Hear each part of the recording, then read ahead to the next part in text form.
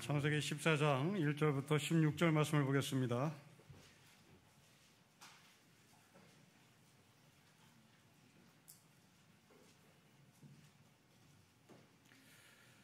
(1절부터 16절의) 말씀을 한 절씩 기도하겠습니다. 당시에 시날 왕 아므라벨과 엘라사 왕 아리옥과 엘람 왕 그돌라오멜과 고임 왕 디달이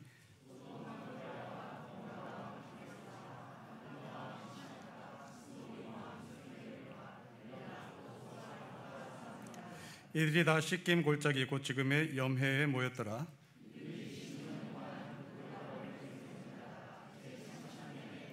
제14년에 그들라오멜과 그와 함께한 왕들이 나와서 아스트롯 가르나임에서 르바 족속을, 함에서 수스 족속을, 사회의 기데아름에서 엠 족속을 치고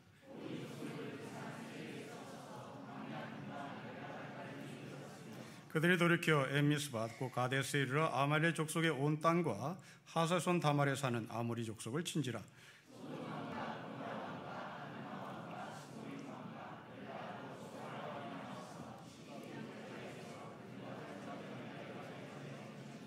엘람 왕 그도말리오가 고임 왕 디달과 시날 왕 아므라벨과 엘라상 왕 아리옥 네 왕이 곧 다섯 왕과 맞서니라.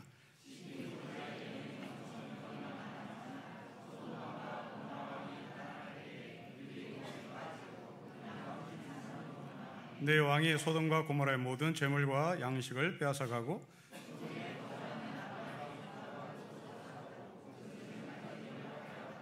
도망한 자가 와서 히브리 사람 아브라함에게 알리니 그때의 아브라함이 아므리 족속 마므레 상수리 숲을 근처에 거주하였더라. 마므레는 에스골의 형제요 또 야넬의 형제라. 이들은 아브라함과 동맹한 사람이들이라.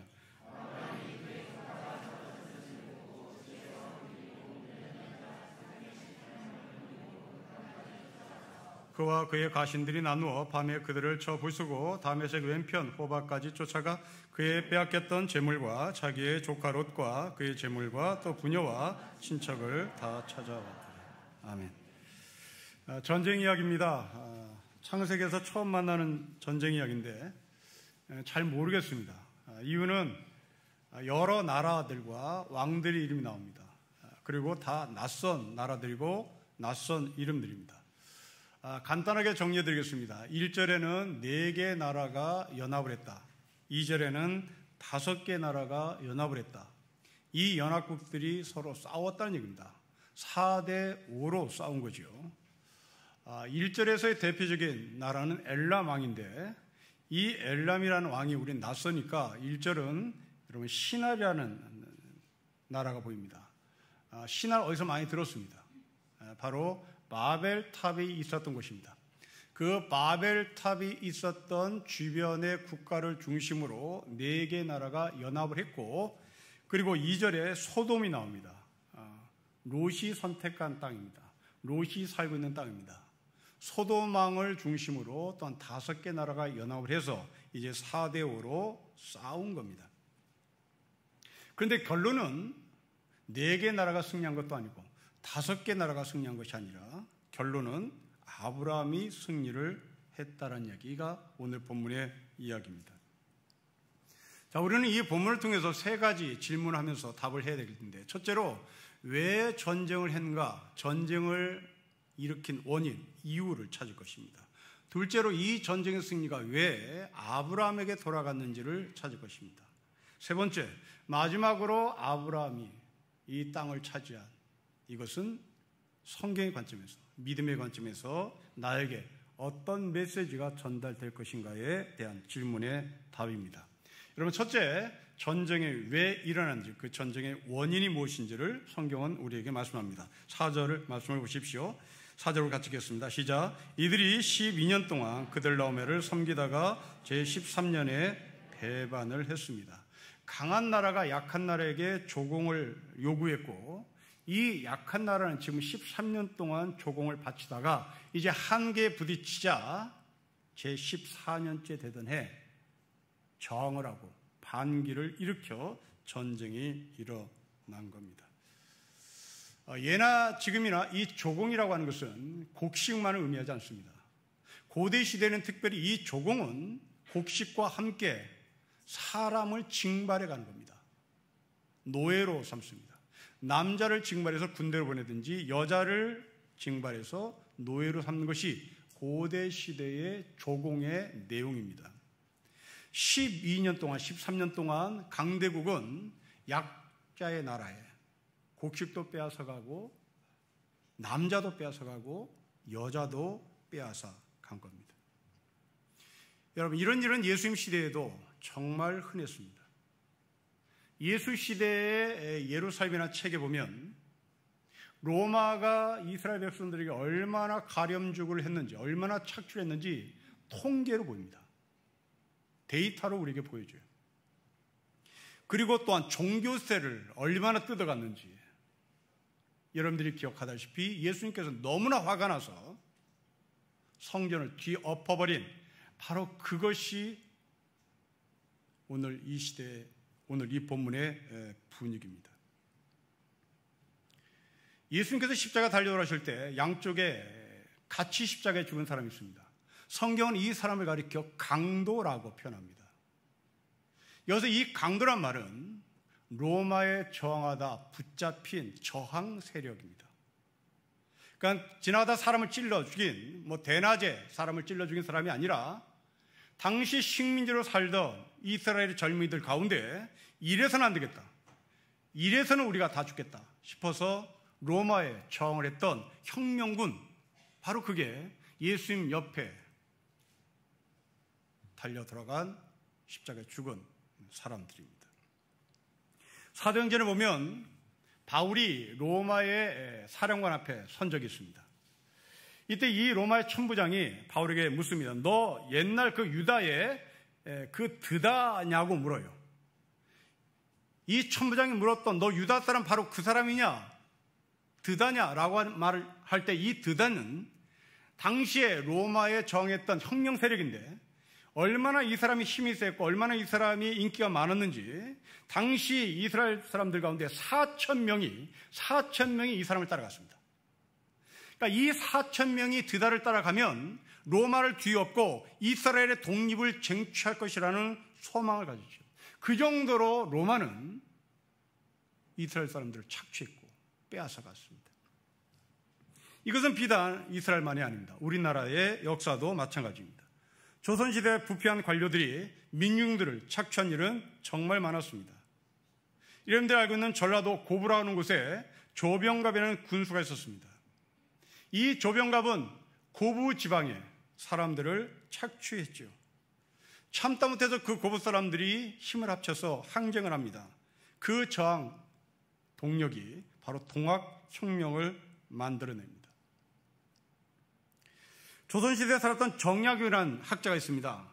애절량이라는 시를 졌는데요. 이 애절량이라는 말은 한문입니다. 슬퍼한다. 뭘?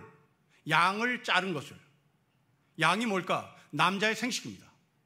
남자의 생식기를 자른 것을 슬퍼한다 라는 애절량이라는 제목의 시가 있습니다. 이 시가 나오게 된 배경은 당시 조선이 엉투당투한 세금을 매겼기 때문입니다. 정말 극악무도한 세금인데요. 첫째는 백골징포를 매겼습니다. 백골입니다. 죽은 사람에게 세금을 매겼습니다. 두 번째입니다. 황구점정입니다. 황구, 입이 노랗다 이 말입니다. 다시 말하면 엄마 젖을 먹고 엄마 젖이 말라서 입이 누런 이 갓난아이 젖먹이에게 점정했다. 너 장정이다. 그러니 세금 내야 된다. 그러니까 죽은 사람에게 세금을 매겼고 지금 엄마 품에서 젖을 먹는 아이에게 세금을 매긴 백골증포와 황구점정에 견디다 못한 한 남자가 자기의 생식기를 잘라버립니다. 이 시를 쓰게 된 동기를 정약용은 목민심서에서 이렇게 밝히고 있어요. 1803년 가을 내가 강진에 있으면서 지은 시다. 가을대밭에 사는 한 백성이 아이를 낳은 지 사흘 만에 군적에 등록되고 이장이 소를 빼앗아 가니 그 사람이 칼을 뽑아 생식기를 스스로 베면서 하는 말, 내가 이것 때문에 곤욕을 당한다 하였다. 그 아내가 생식기를 관가에 가지고 가니 피가 아직 뚝뚝 떨어지는데 울면서 하소연했지만 문지기가 막아버렸다. 내가 듣고 이 시를 지었다. 사실인 거죠. 상상에서 나온 시가 아니라 갈대밭에 살고 있었다는 것은 가난한 사람입니다. 아이가 태어났습니다. 그 아이에게 황구점정의 세금을 매겼습니다. 이 소식을 들은 아버지는 내 자식을 고생시킨 것은 바로 내 생식기 때문이다. 생식기를 잘라버립니다. 피가 낭자한 그 생식기를 아내가 들고 관가에 가서 좀 봐주세요. 좀 세금 좀 감해주세요. 그러자 문지기가 애당초 들어가지 못하도록 문을 막았다. 여러분, 예나 지금이나 나라는 달라도 시대는 달라도 이렇게 약자들에게 강자들은 행포를 부리는 역사가 계속 반복됩니다. 이런 현실 앞에 당연히 저항해야죠. 당연히 일어나서 잘못됐다고 외쳐야 되는 겁니다. 오늘 본문은 그런 것 같습니다. 13년 동안 조공을 바치다가 이제 한계에 부딪힌 5개 나라가 더 이상 못 살겠다 외치고 저항을 했습니다. 자, 그런데 오늘 본문의 이야기는 좀 이상하게 흘러갑니다. 자, 누가 저항을 했을까? 지금 우리가 나눴던 이스라엘의 드다가 저항을 했다. 농민이 저항했다. 힘없는 서민이 저항했다. 우리가 알고 있는 저항은 다 그런 식인데 오늘 본문에서 저항의 주체가 왕들입니다. 이걸 좀 이상하게 이야기가 흘러간다는 것을 우리가 감지해야 되는 겁니다. 자, 왜 조공을 바치는데 왕들이 저항할까? 세금을 매기는데 왜 왕들이 저항을 할까? 여러분, 왕들은 손해보는 거 없습니다. 왕들은 손해보는 거 없어요. 세금은 왕이 내지 않습니다. 세금은 서민이 내요. 그렇다면 저항을 하려면 세금을 내는 서민들이 저항해야 되는 겁니다. 그런데 오늘 본문에 저항 세력은 왕들입니다. 자, 우리는 두 가지로 해석을 할 수 있어요. 첫째, 정말 선한 왕이다. 백성들을 대신해서 저항을 하는 선한 왕으로 볼 수 있습니다. 두 번째, 자기의 기득권을 유지하기 위하여 전쟁을 명분 삼아 백성들을 끌어내 자기의 기득권을 유지하기 위하여 땅을 더 넓히고자 하는 전쟁을 펼친 왕들이다 라고 볼 수가 있겠습니다.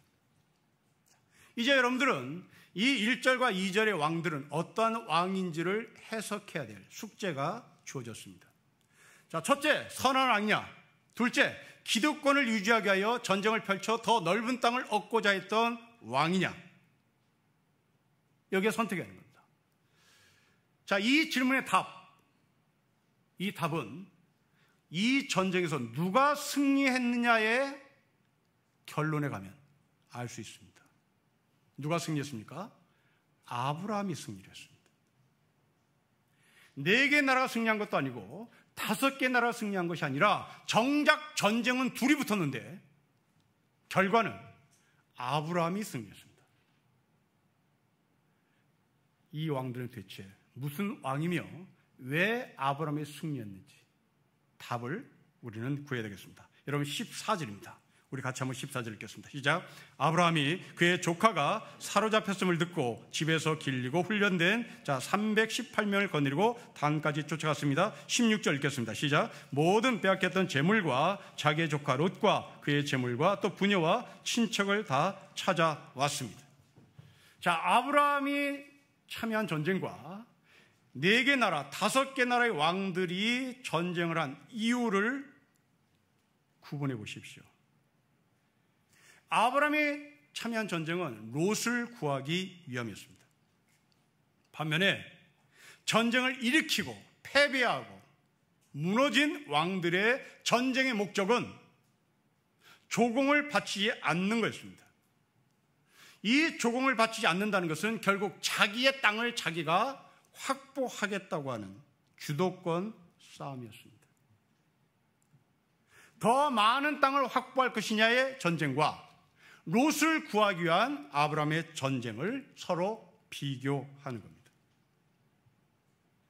자, 이제 이 말씀을 2500년 전 바벨론에서 포로 생활하는 히브리 노예들이 읽고 있습니다. 그 히브리 노예들이 설교자의 설교를 듣고 있습니다. 당시 독자들의 마음이 어떠한지를 헤아려 보십시오. 그리고 우리에게 들려주시는 하나님의 음성이 무엇인지를 헤아려 보십시오. 우리는 삶을 전쟁이라고 표현합니다. 일주일 동안 여러분은 전쟁터에서 전쟁을 하고 돌아왔습니다. 내일 다시 여러분들은 채비를 해서 전쟁터에 나가야 합니다. 여러분들이 내일 참여할 전쟁은 목적이 어디에 있습니까? 1절과 2절의 목적입니까? 아니면 14절의 목적입니까? 여러분, 전쟁은 1절과 2절의 목적이 있는 사람이 있는가 하면 어떤 사람은 14절의 전쟁의 목적을 두는 사람이 있습니다. 아마도 우리는 대부분 자본주의에 살고 있기에 우리의 삶의 목적은, 이 전쟁 같은 삶의 목적은 1절과 2절에 있다고 볼 수가 있습니다. 그래서 우리는 전쟁을 이겨야 되는 겁니다. 전쟁을 이겨서 더 많은 돈을 확보해야 되는 겁니다. 전쟁을 이겨서 나는 내 자식에게 비싼 과외 공부를 시켜야 되는 것이죠. 합종연행을 해서라도 조공을 바치고, 합종연행을 해서라도 이 조공을 넓혀서 우리는 편하게 살고 싶은 겁니다. 그래서 여러분들은 내일 1절과 2절의 삶을 살기 위하여 신발끈을 더 질끈 조여 매겠죠. 여러분, 이것이 2000년 기독교 역사에 그대로 녹아져 있습니다. 기독교를 앞세워서 식민지를 창출해냈던 기독교 국가들은 다 여기에 전쟁의 목적을 두고 있었습니다. 복음전도를 빙자한 폭력과 수탈의 역사라는 책이 있습니다. 스페인이 남미를 기독교화시키는 이야기입니다. 스페인이 이 남미에 복음을 전하는 이유를 복음화와 문명화라고 정했습니다. 남미가 미개하니 문명을 시켜야 된다. 남미가 구원을 받아야 된다. 복음화와 문명화를 목표를 두고 스페인은 남미를 점령합니다. 그러나 이 스페인의 마음을 들여다보면 이것은 복음도 아니고 문명화도 아니라 경제적 야망이었습니다. 콜럼부스는 아메리카 대륙을 발견하기 위해 떠나면서 스페인 여왕에게 헌신합니다. 나는 당신에게 금을 갖다 주겠어. 당신의 삶 전체를 금으로 도금해 주겠어. 이것이 스페인에서 남미로 떠나는 콜럼부스가 스페인 여왕에게 약속했던 약속입니다. 잔인한 방법으로 약탈하죠. 그 약탈을 하는 노동력이 부족하니까 아프리카에서 노동력을 수입합니다. 그것이 소위 노예 무역입니다. 이렇게 스페인은 큰 돈을 벌면서 한쪽으로 이 남미 사람들에게 예수를 믿으라고 전도합니다. 그리고 구원을 받으라고 얘기하죠. 남미 사람들은 이 스페인 사람들, 스페인 선교사들이 구원을 얘기할 때 그 구원은 하늘에 계신 하나님이 아니라 돈이라는 것을 알아차립니다. 그리고 뺏기지 않으려고 이 남미의 원주민들은 스페인에게 강하게 저항합니다. 그러다가 한 추장이 잡혀요. 스페인은 이 추장에게 화형을 명합니다. 브레타 죽어야 했습니다. 브레타 죽기 위하여 준비하고 있을 때 스페인 신부가 이 추장에게 조용히 찾아옵니다. 세례 받으세요. 세례 받고 구원을 받으세요. 그리고 천국 가세요. 추장이 답합니다. 내가 죽어서 스페인 사람들이 있는 천국에 간다면 난 싫다. 나는 지옥행을 택하겠다고 말합니다. 여러분, 이것이 세상의 전쟁이죠. 여러분들 일주일 동안, 한 달 동안, 1년 동안, 20년 동안, 30년 동안 이 전쟁에 길들여져서 우리는 지금도 연합합니다. 지금도 나는 동문 명부를 찾아보는 거죠. 거기에 이름 낯익은 사람 하나 있으면 바로 전화합니다. 왜요? 1절과 2절의 삶이 그들의 목적이니까 그렇습니다. 어쩌면 우리 아이들이 학교 교육을 받는 그 교육의 목적은 1절과 2절의 전쟁에 어떻게 하면 이길 것인가에 대한 교육을 받고 있을 겁니다.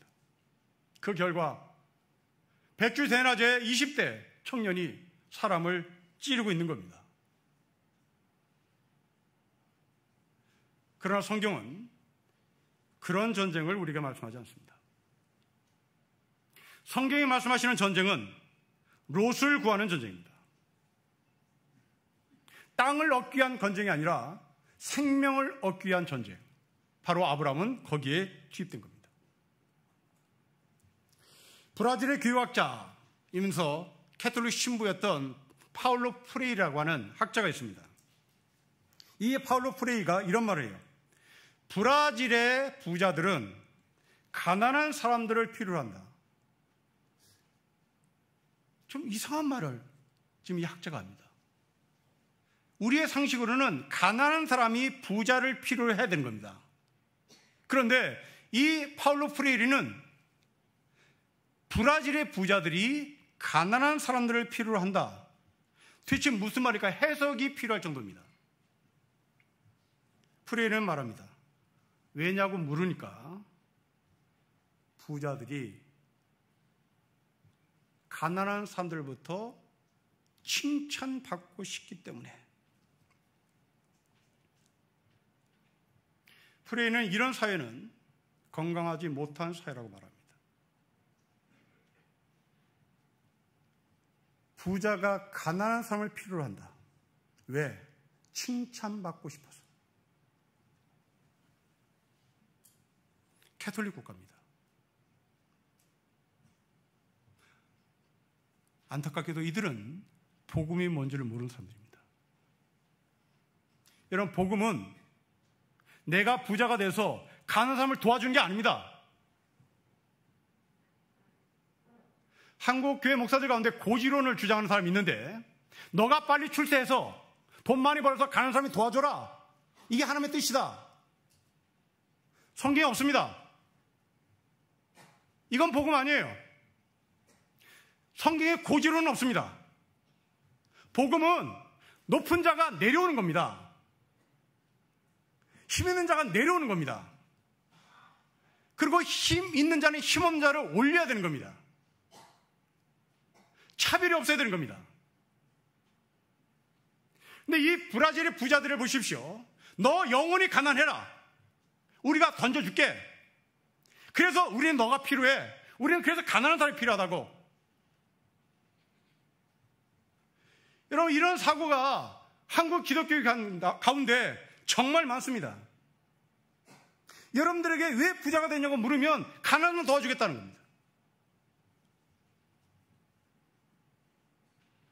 성경은 이것을 복음이라고 말하지 않아요. 하나님은 우리에게 하늘에 계시면서 뚝뚝 떨어뜨려 떡을 떨어뜨려 주신 분이 아닙니다. 우리를 필요하는 분이 아니에요.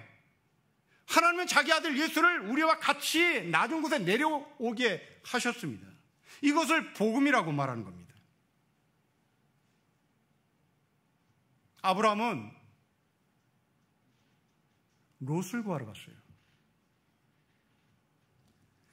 아브라함은 땅을 정복하기 위해 간 것이 아니라 사람을 구하러 갔습니다. 아마도 이 1절과 2절의 사람들은 그러면 힘없는 백성들을 전쟁터에 나오라고 손짓했을 겁니다. 그러나 핵심은 그들이 소유한 땅을 넓히고 싶었습니다. 전쟁의 목적 물질이냐, 전쟁의 목적 사람이냐입니다. 성경의 교육의 목적은 사람입니다. 성경의 교육의 목적은 고지론이 아니에요. 당신이 가난해도 가난한 자리에서 남을 도울 수 있는 겁니다. 힘없어도 그 힘없는 자리에서 하나님의 삶을 살 수가 있는 겁니다. 성경은 사람을 중시합니다. 사람을 중요하게 여기는 시 하나를 여러분들에게 소개해 보겠습니다. 나는 사람이야. 난 가난할지 몰라. 하지만 나도 사람이야. 난 어릴지 몰라. 하지만 나도 사람이야. 난 복지금으로 살지 몰라. 하지만 나도 사람이야. 난 작을지 몰라. 하지만 나도 사람이야. 난 실수할지도 몰라. 하지만 나도 사람이야. 내 옷은 달라. 내 얼굴도 달라. 내 머리카락도 달라. 하지만 나도 사람이야. 난 흑인, 황인, 백인이야. 난 다른 나라 말을 해. 하지만 존중받고 보호받고 거절당하는 건 절대 안 돼. 나도 하나님의 자녀야. 나도 어엿한 사람이야.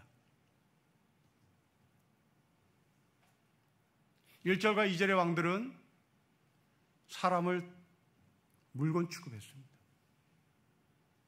아브라함은 사람을 찾으러 나섰습니다. 이 승리한 아브라함의 전쟁 이야기는 그러면 성경적 의미에서 어떤 메시지로 연결이 될까 하는 겁니다. 1절에 이제 메시지의 핵심이 있습니다. 여러분 1절을 보십시오. 당시에라는 말이 있습니다. 그때에라는 말입니다. 그 때가 무엇이냐 해석을 하는 겁니다. 여러분 13장에 이 때가 있습니다. 두 가지입니다. 첫째로 아브람과 롯이 소돔 땅을 가운데 두고 아브람이 기꺼이 롯에게 그 땅을 넘긴 때입니다. 두 번째, 그리고 나서 하나님은 아브람에게 동서남북을 보여주시며 다 이것이 너의 땅이 될 것이라고 말씀하신 그때입니다. 바로 그때 주변국들은 땅을 정복하기 위하여 싸웁니다. 결국 그 땅을 얻고자 했으나 주변국의 강대국들은 그 땅을 빼앗깁니다.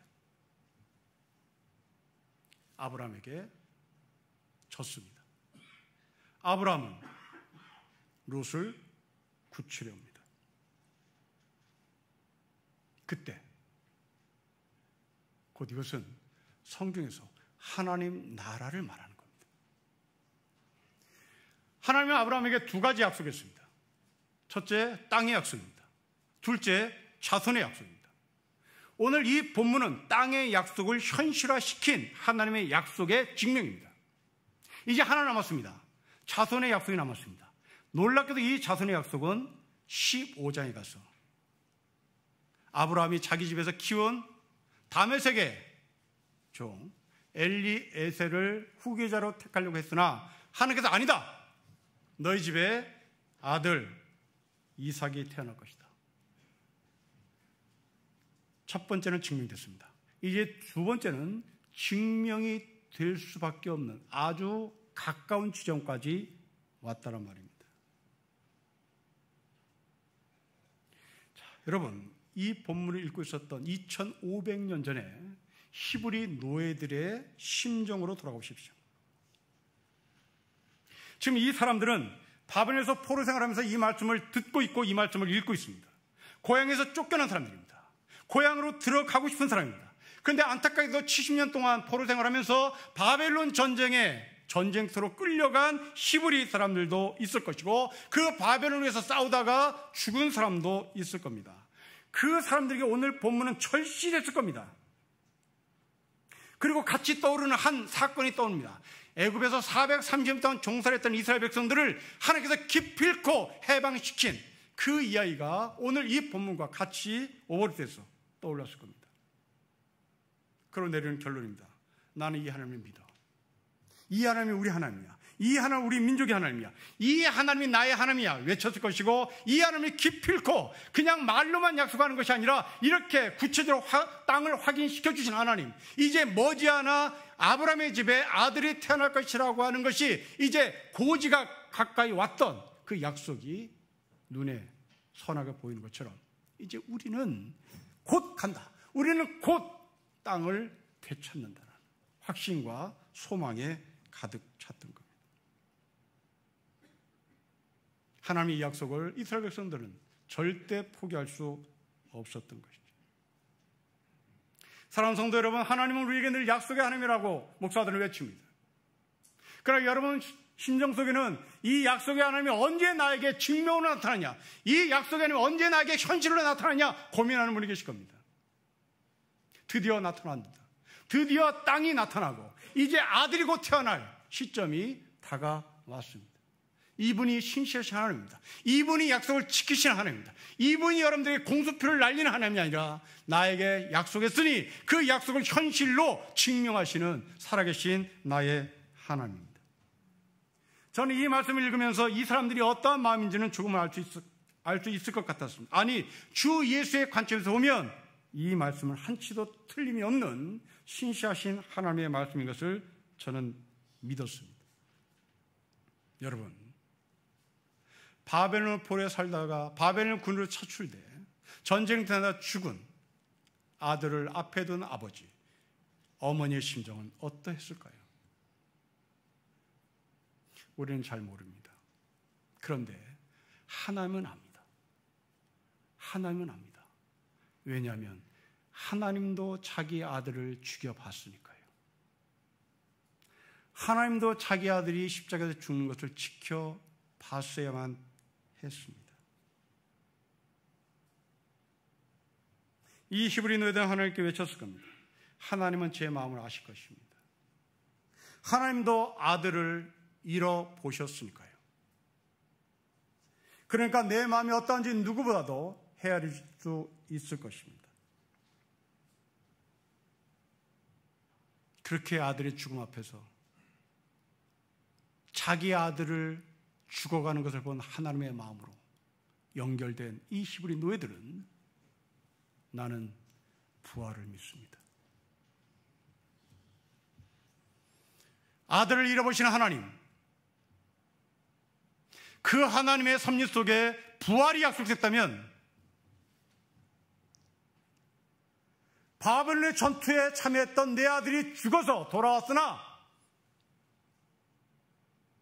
나는 내 아들이 다시 부활할 것을 믿습니다.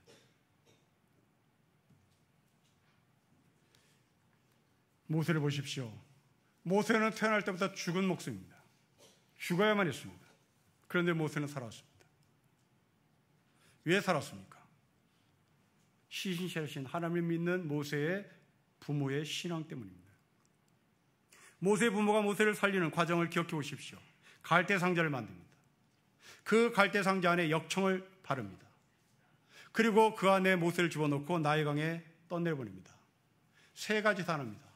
갈대 상자, 역청, 나일강에 떠내려가는 모세. 여러분, 이 세 개의 단어와 일치되는 사람이 하나 연결돼서 여러분들은 떠올라야 합니다. 노아입니다. 노아 방주, 갈대 상자. 노아 역청. 노아 홍수에 떠 있는 배, 나일강에 떠 있는 모세의 방주. 일치합니다. 축소판입니다. 노아의 방주의 축소판입니다. 거기에 모세가 들어갔습니다. 살 수밖에 없는 겁니다. 살아야만 되는 겁니다. 여러분들이 예수 안에 있으면 살아야만 되는 것이고, 여러분들이 예수 안에 있으면 살아야 당연한 것이고, 여러분들이 예수 안에 있으면 살 수밖에 없는 하늘의 약속을 받은 사람이라는 얘기입니다. 노아는 이 하나님을 믿었습니다. 모세의 부모는 이 하나님을 믿었습니다. 바벨론 포로로 잡혀있던 히브리 노예들은 이 하나님을 믿었습니다. 아브라함에게 공수표를 날리는 하나님이 아니다. 하나님은 때가 된 땅을 보여준다. 하나님은 때가 되면 아들을 분명히 주신다. 이 신실한 하나님을 믿었던 아브라함, 이 아브라함의 신분은 놀랍게도 정말 비참한 신분입니다. 여러분 13절을 보십시오. 히브리 사람은 아브라함입니다. 히브리 사람은 아브라함입니다.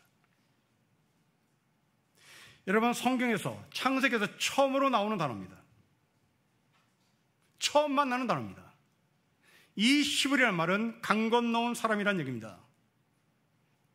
여러분 지금도 강 건너온 사람 취급하지 않습니다. 압록강을 건너온 사람, 두만강을 건너온 사람, 강 건너온 사람입니다. 탈북자들입니다. 사람 취급하지 않습니다. 고대 시대의 이 히브리, 강 건너온 사람 똑같은 말입니다. 하나님은 이 강 건너온 히브리 사람 아브라함을 부릅니다. 히브리 사람 강 건너온 아브라함이 318명을 데리고 전쟁터에 뛰어들어갑니다. 여러분 이 318명은 정예부대가 아닙니다. 1절과 2절은 정예부대입니다. 그런데 이 318명은 아브라함이 자기 집에서 훈련시킨 사병입니다. 비교가 되지 않습니다. 전력면에서 전투면에서 훨씬 떨어지는 사람들입니다. 그런데 승리했습니다. 여러분 왜 승리했을까요? 사람, 롯이라는 사람, 그것이 승리의 결정입니다. 예수님은 이 아브라함의 마음을 마태복음 5장에서 설교로 표현합니다. 의에 줄이고 목마른 자. 이 의에 줄이고 목마른 자에게 내리신 하나님의 축복, 배부름입니다. 배부름입니다. 아브라함은 의에 줄이고 목마랐습니다. 그 결과는 배부름이었습니다. 성도 여러분, 여러분의 전쟁터가 어떤 전쟁터인지 되돌아보십시오. 1절과 2절의 전쟁입니까? 아니면 아브라함의 전쟁입니까? 더 넓은 땅을 얻기 위하여 남을 짓밟는 땅의 전쟁입니까? 아니면 우리 아이들이 하나님을 닮게 하는 데 목적을 둔 전쟁입니까? 먼저 그 나라 의를 구하는 전쟁입니까? 아니면 이 세상에 힘을 얻고자 하는 전쟁입니까? 저는 요즘 세상에서 가장 큰 축복받은 사람은 기도를 하는 사람, 그리고 기도를 받는 사람이라고 생각이 자꾸 듭니다. 부모의 기도를 들으면서 자란 아이들 분명히 배부를 겁니다. 특별히 아버지의 기도를 받고자 하는 아이들, 의에 줄이고 목마른 자가 받는 배부름의 복을 받을 겁니다. 하나님을 닮아갈 것이고 그 하나님을 닮아가는 이 우리 아이들은 백주대내에서 사람을 찌르고 다니는 사람으로 성장하지 않을 겁니다. 고지론을 주장하면서 내가 돈을 마련해서 가난한 사람을 도와줄게 라는 말도 하지 않을 겁니다. 하나님을 닮음이란 있는 그 자리에서 세상의 소금으로 사는 겁니다. 있는 그 자리에서 세상의 빛으로 사는 겁니다. 신실하신 하나님이 바로 우리에게 이 약속을 하셨습니다.